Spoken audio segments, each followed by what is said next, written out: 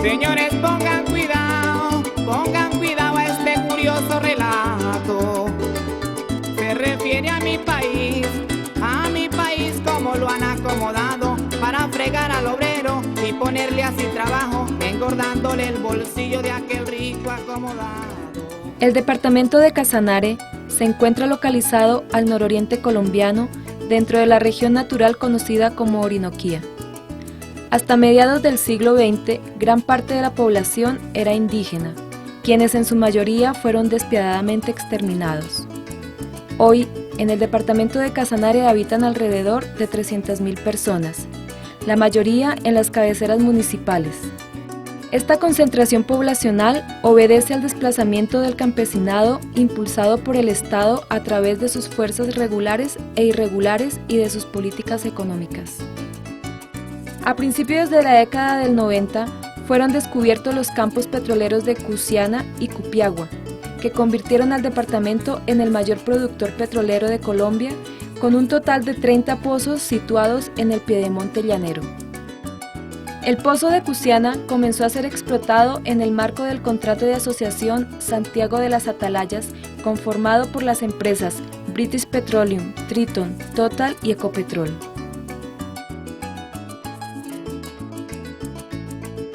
Los hallazgos petroleros cambiaron la historia del Casanare desde la década de los 90.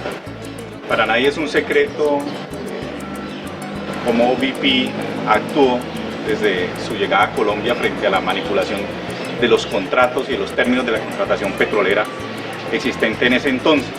Para nadie es un secreto que en esta región jamás nuestro sindicato ha podido hacer presencia por la fuerte presencia paramilitar en las regiones de explotación petrolera y que no conocemos en qué condiciones laboran los trabajadores de la industria.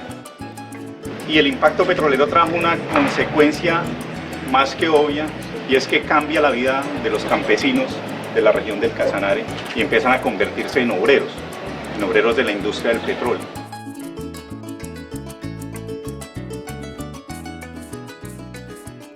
Esa forma de trabajo lo que hace es empobrecer más la gente. ¿Por qué? Anteriormente mi gente y mi cultura eran totalmente agricultores por tradición. Después de que llegó el boom petrolero, dejaron de ser agricultores y pasaron a ser empleados de la industria del petróleo, pero empleados entre comillas, porque los tiempos máximos son máximo 3 meses y están 3 meses desocupados. El cambio cultural que la gente ha tenido, o que mi región ha tenido, es una cosa irreparable.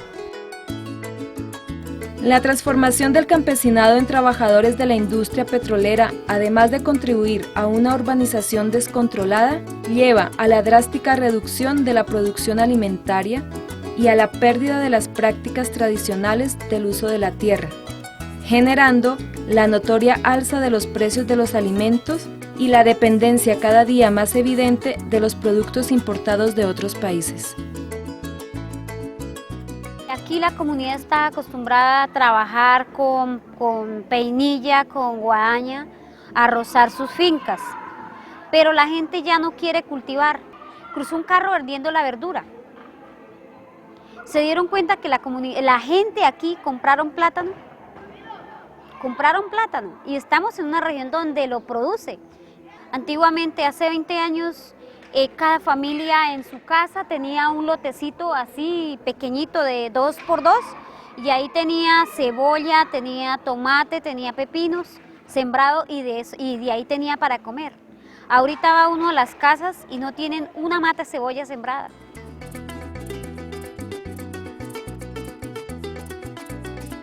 Porque no podemos continuar nosotros con el cuento ese de que es que no. Es que en el morro viene la gloria porque es que ya tienen petróleo, tienen energía eléctrica, tienen gas, tienen agua y tienen de todo, pero para sacarlo. A ver, la ganancia que de pronto obtiene la BP de estos pozos petroleros realmente lo que se reinvierte a la región es mínima, que prácticamente estaríamos hablando de lo que equivale el precio del petróleo de una hora, de explotación de 1 hora.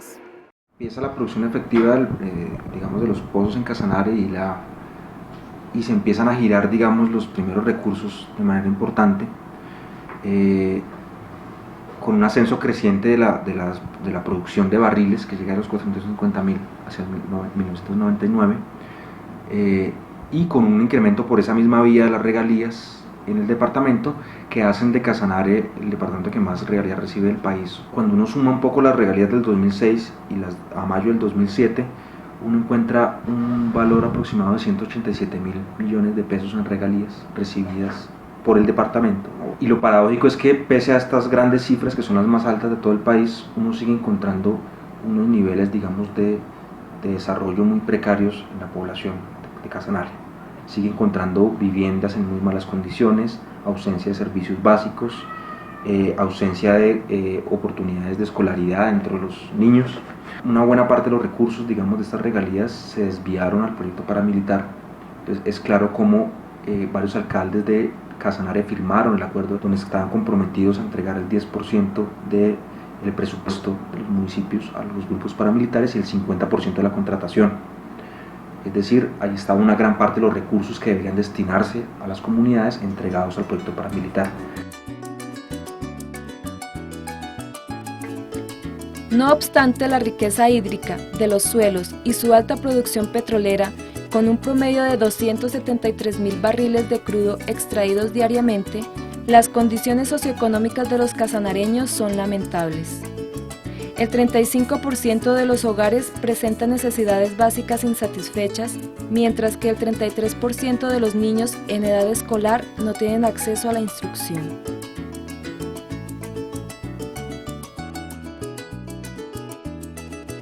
Niños que tienen acceso a la educación, al estudio, son aproximadamente unos 150 niños, entre 6 veredas que conformamos acá la asociación.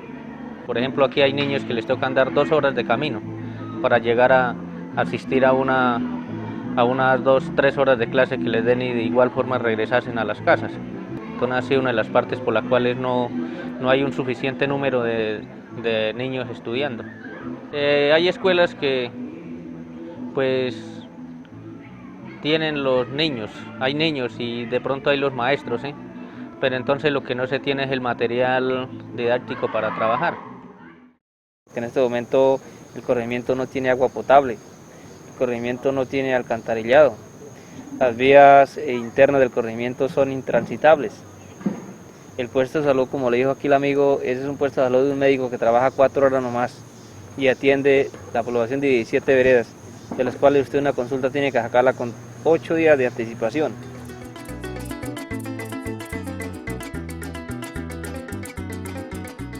Con la llegada de las compañías ha traído problemas en la naturaleza, la sísmica, por ejemplo, ha llegado de que donde hacen las exploraciones a poco tiempo va uno a ver las aguas, se han profundizado, hay derrumbes, todo eso. Y cuando llegaron al comienzo, que llegaron los taladros, las carreteras, se botaba la tierra por cualquier parte, no se recogía, no se hacía esto. Se iba contaminada con aceites a los ríos, se acababan las especies peces, mataba todos los pescaditos, la fauna, todo eso. Había mucha tala de bosques. Nuestros siembros, nuestras labranzas como campesinos que somos, han sido afectadas en el sentido de que esa quema de gas nos la dañan. Por ejemplo, esa fogata que se ve allá, en el día está esa llama así pequeña, como se ve allá.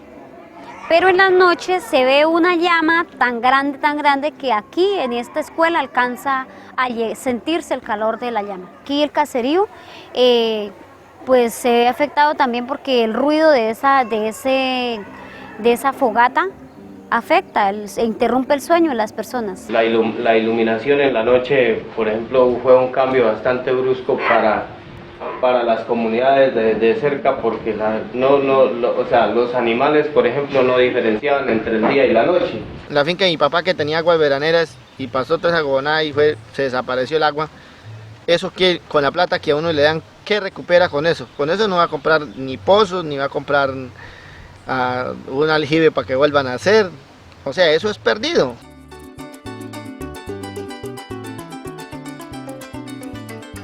Nosotros es apenas así como el obrero nomás, que trabaja un mes, 28 días y se va. Y eso no debe ser así. Nos toca desplazarnos 2 o 3 obreros a ir a trabajar a Cupiagua, a ir a trabajar a la parte de las otras veredas. No le pagan auxilio de transporte, no le pagan auxilio de alimentación, no le pagan auxilio de campamento, no le pagan nada de eso. Pagan 28.000 pesos a un obrero.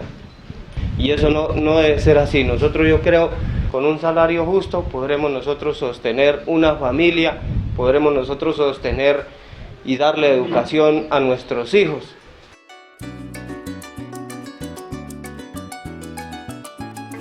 A raíz de todas las necesidades que habían, que no teníamos servicios públicos, que no había carretera, que muchas no teníamos educación, colegios, nos unimos, hicimos una asociación con las comunidades y las juntas de acción comunal de las 18 veredas que componen el corregimiento del Morro. Y el hecho de nosotros pelear porque nos den un trabajo, el luchar por una escuela, por un colegio que le doten las aulas, que le den un tablero, una tiza, que nos pavimenten la carretera, que nos pongan gas, esa ha sido la causa por la cual nuestros seres queridos, nuestros amigos, nuestros líderes los han asesinado. Agdainso se creó en 1996, el 30 de agosto. Agdainso quiere decir Asociación Comunitaria por el Desarrollo Agroindustrial y Social del Morro. Emprendimos un trabajo no más que en pro de la comunidad, en pro de la parte social y laboral.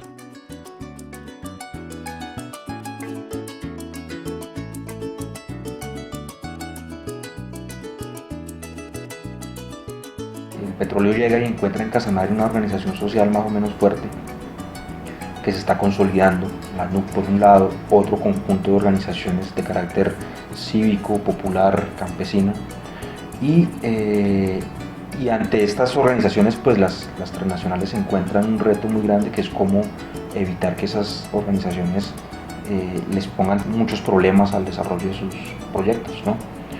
De manera que lo que viene ahí con estas organizaciones sociales es un proceso de eliminación progresiva de los líderes campesinos, de las organizaciones, a cargo de un paramilitarismo que, como ya decíamos, venía creciendo en la región y que con la plata del petróleo y de las petroleras se fortalece todavía más. Porque desde que las petroleras han trabajado acá, aquí ha desaparecido mucha gente, aquí nos han matado mucha gente, a nuestros hijos, a nuestros hermanos, muchas veces hasta a nuestros propios padres. La organización de Agdainso se acaba a raíz de la persecución que estuvimos. Desde el 2002 en adelante hemos sido amenazados, ya en el 2003 hay víctimas, en 2004 hay la primera víctima, que fue Osvaldo, siguen los atentados continuos. Nace la Asociación de Juntas y donde Parmenio Parra se elige como presidente, pero desafortunadamente a los poquitos días, 2 o 3 días después de esa elección, es asesinado también. Cuando el pobre alza la voz para hacer algún reclamo, lo tachan de guerrillero siendo siempre maltratado, le pisotean sus derechos como si no fuera humano, y es el dirigente obrero, su vida vale un centavo. Ha habido un cambio en la estrategia de seguridad alrededor de todo el tema petrolero.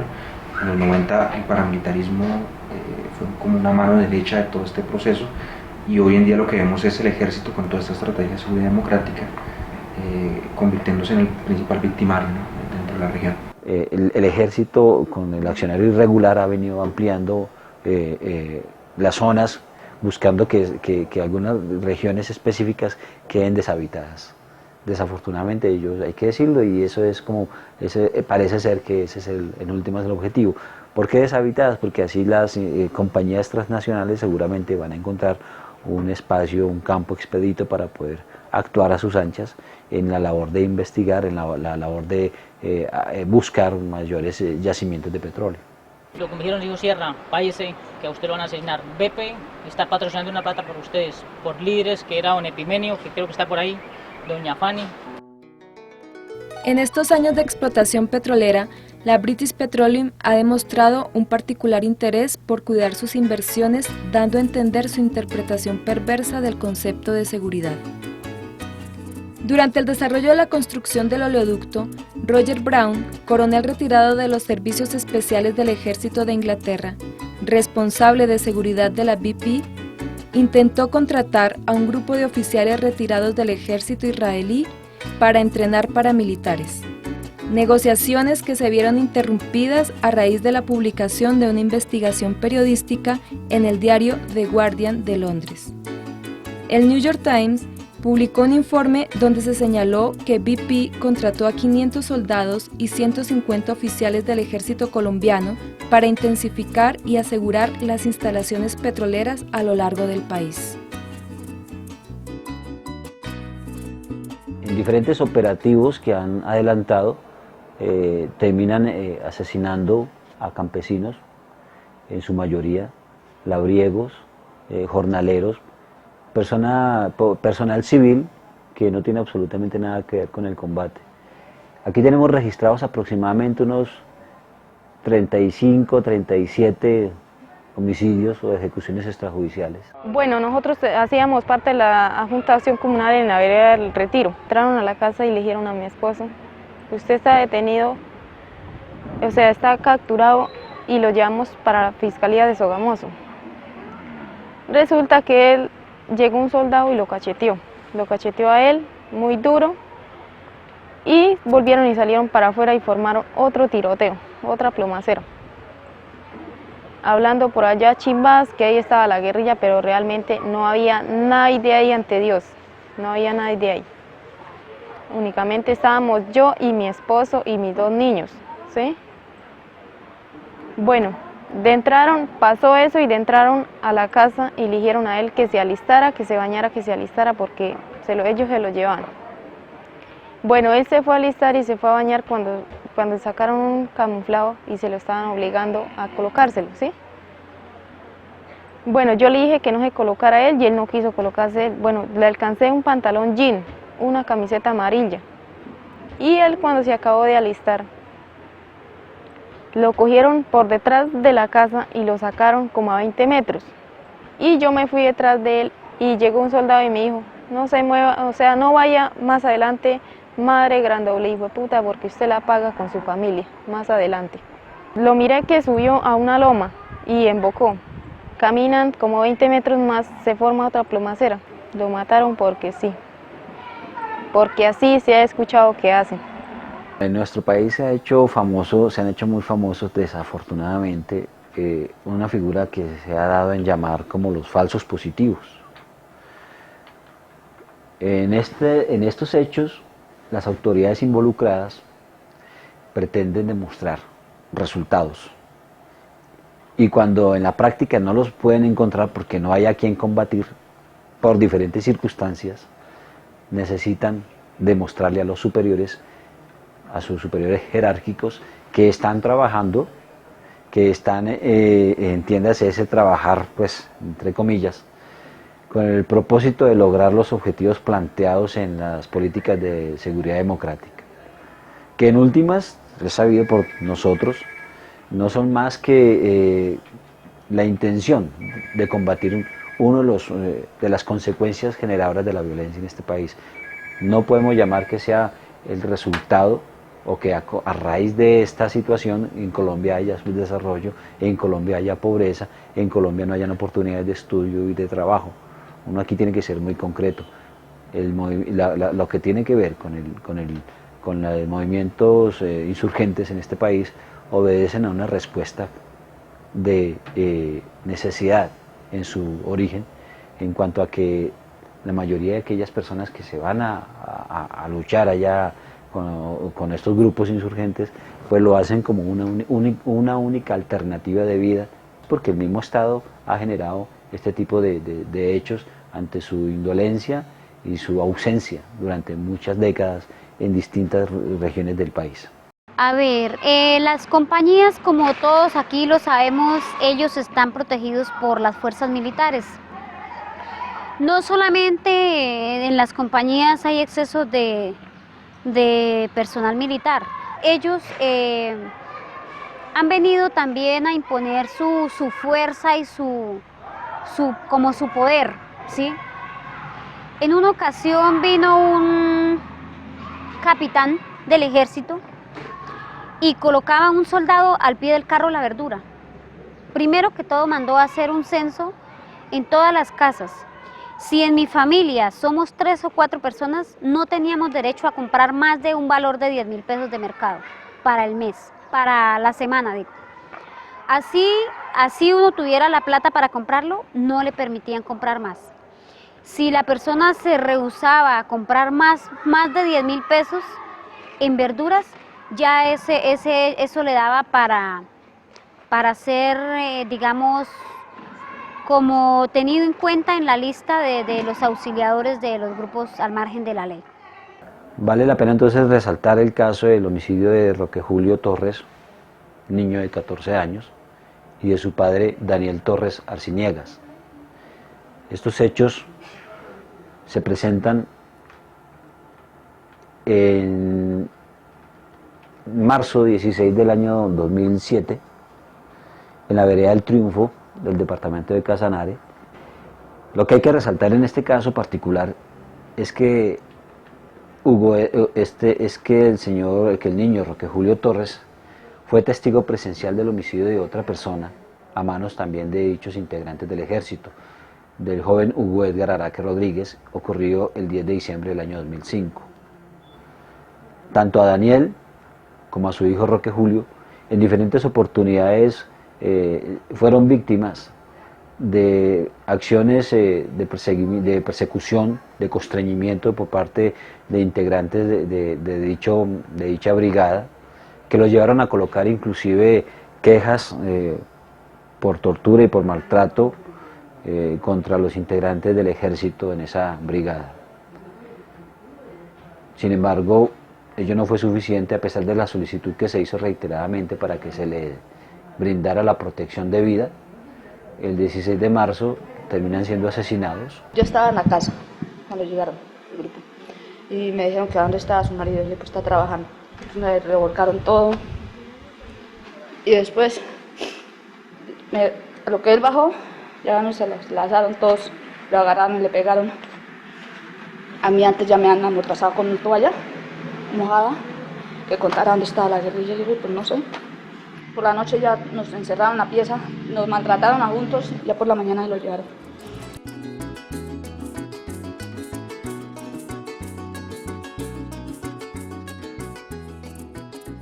Era un líder, toda la gente lo respetaba mucho, lo quería, porque siempre estaba pendiente de la comunidad. Pues mi mamá le avisaron que lo habían capturado, fuimos a la brigada, averiguamos, ellos dijeron que había muerto en la morgue del cementerio. Fuimos a mirar, sí, era él. Llevan vestidos de guerrillero. Bueno, o sea, cuando llegó el grupo de ejército, cuando me pegaron, dijeron, nosotros la podemos desaparecer, usted está sola aquí, nadie se da cuenta, nadie se entera quién la mató a usted, la podemos echar a un hueco y ahí queda. Hasta el momento de esos casos que tenemos, debemos decir que en ninguno ha habido sentencia, estaban en un principio en manos de la justicia penal militar. Entiéndase que allí los procesos en donde están involucrados los oficiales o integrantes de la fuerza pública no es que se caractericen precisamente por su objetividad o por su imparcialidad. Desafortunadamente, allí lo que se ve es sobre todo la impunidad. Mientras estuvieron allí, pues los procesos fueron lentos, no se veía un accionar definitivo, o por lo menos que se ajustara a los hechos y a la verdad, no solamente a la verdad procesal, sino a la misma verdad histórica que debe ser la que en últimas reine pues, al final de cada uno de estos procesos como sentencias condenatorias.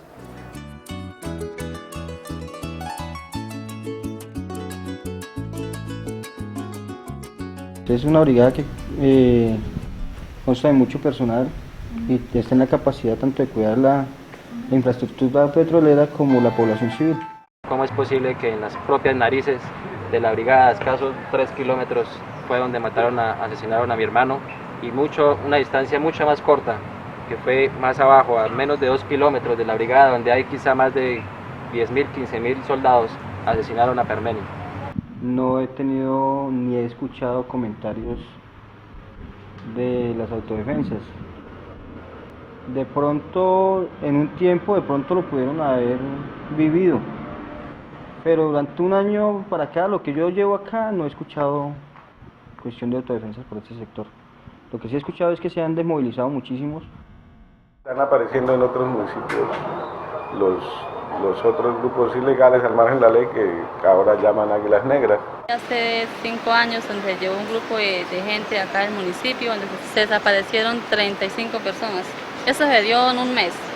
Un mes estuvieron para ellos llevarse a la gente y no volver más.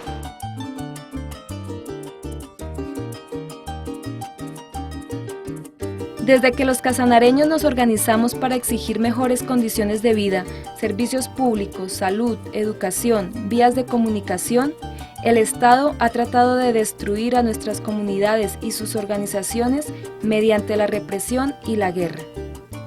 Guerra que se intensificó con el hallazgo de petróleo en nuestro departamento y la presencia de BP para su explotación. Hoy, a pesar de quienes nos han querido destruir, mantenemos los principios y las reivindicaciones de las organizaciones sociales, las juntas comunales, la ANUC, ASOBEC, ACDAINSO, las asociaciones municipales de campesinos, quienes han defendido un Casanare para sus habitantes. Nuestros planes de vida son parte de nuestra lucha histórica para que el aire, el agua, las tierras y en general todos los recursos de la naturaleza sean usados de manera racional para beneficio de todos los seres humanos y del planeta mismo y no para los intereses de unos pocos. El modelo petrolero que tiene Colombia, la política petrolera, es otro elemento que entra a explicar qué fue lo que pasó en Casanare. Y que cuando pensamos en qué va a pasar a futuro, pues no basta con que las comunidades se organicen allí, sino hay que pelear también contra la política petrolera a nivel nacional y obviamente a nivel internacional contra el modelo transnacional. Hay de derecho, debemos seguir luchando, unidos en uno solo los gremios y sindicatos, demostrando a pecho abierto que nunca nos han callado y que sabemos defendernos de aquellos seres malvados. Es esta la situación en mi país tan querido, donde hoy se alza la voz de todo un pueblo sufrido, es la voz de un cantador que anda por los caminos con viento de libertad para el obrero y campesino.